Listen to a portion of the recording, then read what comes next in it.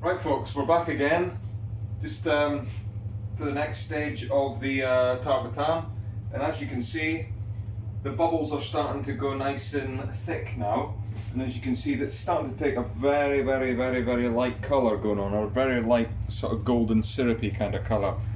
Don't be tempted to do anything with this now because it's still nowhere near ready. We've been on the go for just coming up to an hour now, and it's still at least half an hour away at this stage, okay? Bubbling over nicely. You can see that it's starting to gently sort of caramelize here, but please leave it as it is, keep the heat down low. In the meantime, while we're waiting for that, at this point in time we can roll the pastry and get the pastry ready for going on top of it when it's when the time is right. So what I've done here is I've taken my sheet of puff pastry out and I've got it flat.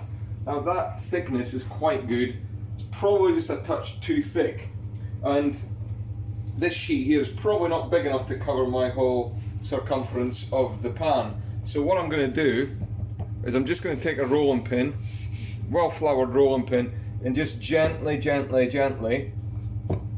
make it slightly bigger and make it a bit thinner. Okay, so what I'm looking for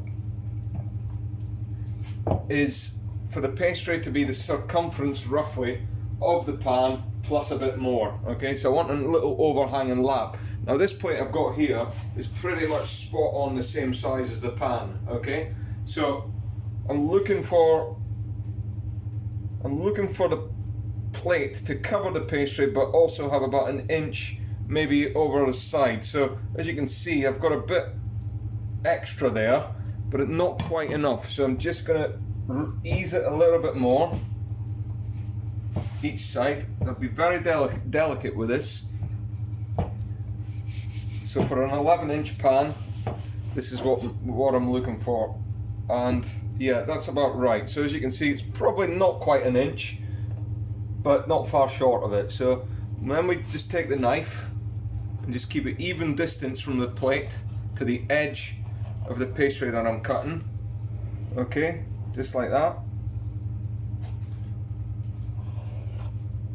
Okay, lovely, super. So this excess you can just discard, and then what I tend to do now with the plate, hold that plate upside down again, and then take the pastry and place it on top of the plate.